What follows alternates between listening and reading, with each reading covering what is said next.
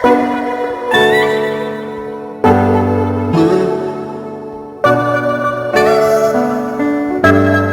everyone, this is Tenzin Kelasang and you are at Paper Town. In this video, we are going to talk about a book called 10 minutes 38 seconds in this strange world by Elif Shafak. Elif Shafak is a British Turkish writer and she writes in both Turkish and English. The genre in which she usually writes is my favorite, fiction. And for this particular book, she was shortlisted for 2019's Booker Prize. So now, right off the bat, I would like to state that I really love this book. This book is written with lots of heart and lots of love. The writers brings this stereotypical patriarchal community or the society, but she plays with our minds and our hearts by bringing those characters which are non-stereotypical. And in that process, teaches us a lesson or two about the human empowerment, about the struggles of the marginalized communities like LGBTQ communities. It also teaches us the importance of a family and the friends, mostly the friends. Since this book deals with the woman and the marginalized community in a patriarchal society, this book contains lots of pain, sufferings and traumas. But I think the writers had made a conscious decision not to glorify those pains and sufferings, but instead focus now. Coming back to the book, 10 minutes 38 seconds in this strange world, the writer draws her inspiration for the title of the book from a scientific research which states that even after you are declared clinically dead, your brain remains active for good 10 minutes 38 seconds. So hence the title of the book. So yes, the book begins with a death of a main protagonist, Tequila Leila. She is a prostitute at a brothel house in Istanbul. She has been murdered and is dumped in a metal rubbish bin. So this book basically documents all the thought process which passes her mind in the next 10 minutes and 38 seconds. So in this very creative process, the writers brings to us her past and the present and tells us this very amazing story of love and friendship. This book is built around the memories of the Tequila Leila as she departs from this world. So each passing minute is associated with a certain taste, and with that taste is attached a certain memories or the instances from her past.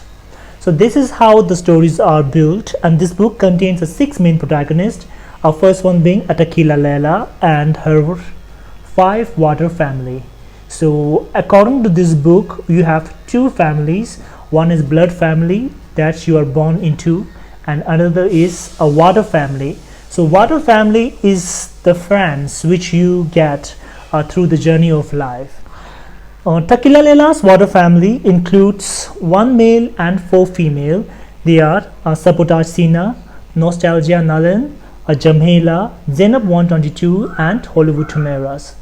All these characters are marginalized in a community and they are dealing with their own circumstances. The beauty of this book is the characters. All the characters are far from perfect. Tequila Leila, for instance, she was born into the family of 1 father and 2 mothers, and the dynamic of their relationships was not perfect. She also had a pedophilic uncle who abuses her.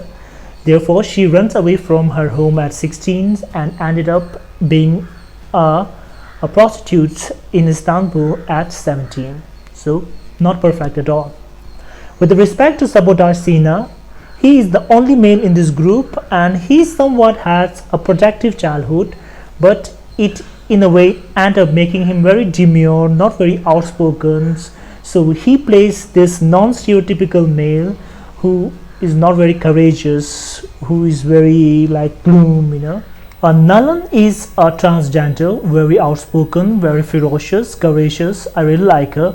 In this book, she also says that she has come to the city to correct the mistakes which the God, the Almighty, had so blatantly made. So I really like her. With respect to Jamela, she is from Somalia, Africa, and she has been tricked and trafficked into Istanbul and is forced into a prostitute business. Still, she is very hopeful, and she hopes for the day when she gets to get out of this business. As for Zainab, she is a dwarf, and she is only 122 centimeter long. Hence, we named her Zainab 122. Although she is dwarfed, she has no complaint to Almighty. She loves her Almighty, and she is deeply religious. Back to Hollywood Humera, she is a runaway bride and is a victim of a domestic violence. So in a way, all these characters has brought shame to their family, and hence they are marginalized in a society. This book also contains a very beautiful and important characters called Dali. Dali to me represents a kind-hearted, young, driven and passionate young man who falls in love with Takila Leila, and not just that, he marries Takila Leila and brings her out of this prostitute business.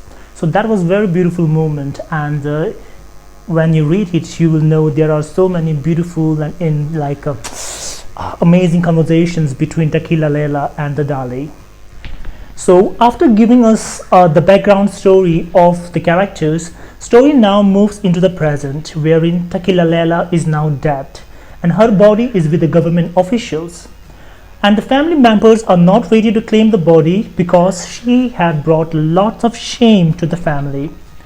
Her liquid family friends are ready to claim her body and to give her a proper burial or proper funeral, but the government officials, they are not allowed to hand over the body to anyone except the immediate family. So in the end, her body is buried into a cemetery known as a cemetery of companionless. So now, next what happens is a scene which jumps out of a cinema or a movie. So it is kind of over the top but beautiful nonetheless. So her friends decides that what had happened is not right, and they declares that proper funerals is very important. So what they do is they, in the dark, goes to the grave, digs the grave out and tries to give her a proper burials. And there are so many beautiful things that happens, right? So I'm not going to spoil it for you, so for that you have to read it. I have basically given you almost all the layout. I know, my bad, but I really want you to go and enjoy this book.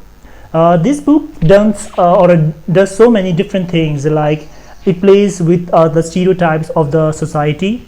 It also brings about the characters which are non-stereotypical, and also there is a representations, as I told you mentioned before, there is trans, there is black, there is dwarf. So yes, it speaks a lot about the kind of mentality that the writer holds, and I really appreciate that. Hello guys, so this is it for today. I hope you will like it. I just want to say that I really love it and you should give it a try.